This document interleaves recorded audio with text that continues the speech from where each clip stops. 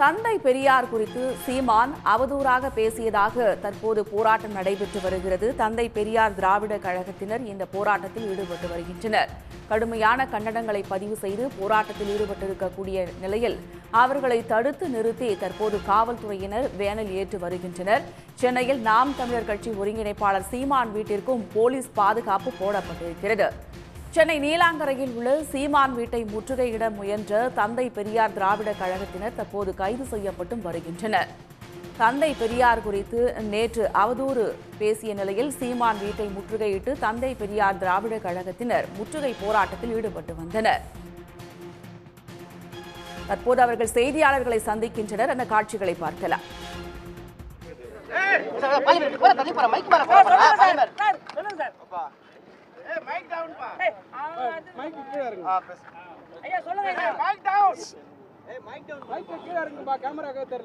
தொடர்ந்து அவதூறுகளை பரப்பி வருகிற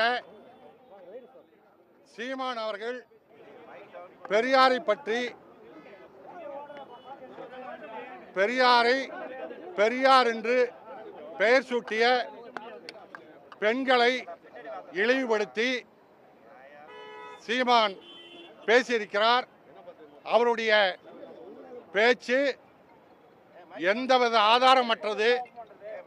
அவர் சொன்ன அந்த கீழ்த்தரமான செய்தியை பெரியாரின் மீது பெரியார் சொன்னதாக சொல்லி பரப்பி வருகிறார். அந்த செய்திக்கு சீமான் ஆதாரம் தர வேண்டும்.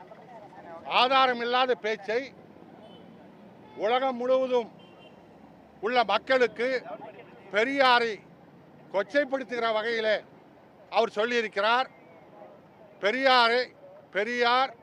பெரியார் என்ற அவருக்கு அந்த பெயரை சூட்டியதே பெண்கள் மாநாட்டிலே 1938ஆம் ஆண்டு பெரியார் என்று பெயர் சூட்டினார்கள். காரணம், உலகம் முழுவதும் உள்ள பெண்ணிய உணர்வாளர்கள், போராளிகள், பெண்ணிய தத்துவவாதிகள் யாரும் சொல்லாத உச்ச நிலைக்கு போய் பெரியார் பெண் விடுதலைக்காக, பெண் உரிமைக்காக பேசியிருக்கிறார், போராடி இருக்கின்றார். அப்படிப்பட்ட பெரியாரை பெண்களையும் இழிவுபடுத்துகிற வகையில் பேசியிருக்கிறார். இது கடந்த காலங்களில் சங்கிகள் செய்து கொண்டிருந்த பிரச்சாரம். அந்த பிரச்சாரத்தை நம்பி இவர் பேசி இன்றைக்கு தமிழ்நாட்டு மக்களிடத்தில் வசமாக சிக்கியிருக்கிறார்.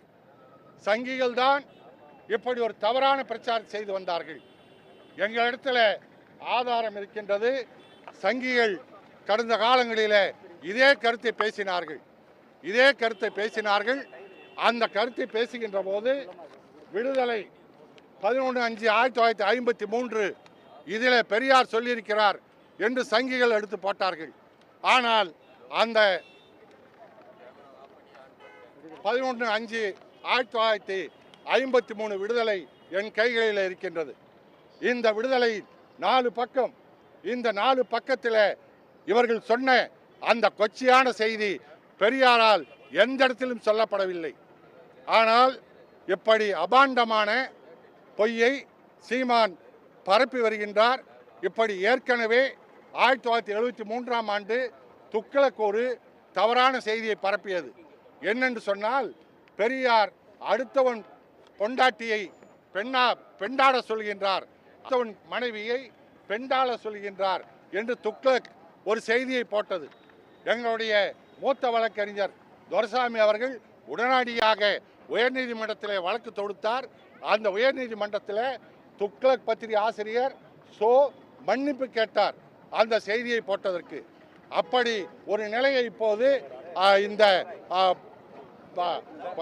சீமான் ஏற்படுத்தியிருக்கிறார். இப்படி தொடர்ந்து தவறான செய்திகளை பரப்பி வருகின்ற சீமான் இப்போது இங்கே பாண்டிச்சேரியில் இருப்பதாக அறிகிறோம். பாண்டிச்சேரியிலும் எங்களுடைய பெரியார் திராவிட கழக தோழர்கள் அவர் தங்கியிருக்கிற இடத்துல போய் கேட்க இருக்கின்றார்கள், செல்ல இருக்கின்றார்கள். எங்கு போனாலும் சீமானை ஆதாரம் தராமல் எந்த இடத்திலும் நுழைய விட மாட்டோம். உடனுக்குடன் செய்திகளை தெரிந்து கொள்ள சன் நியூஸ் பெல் ஐகானை கிளிக் பண்ணுங்க.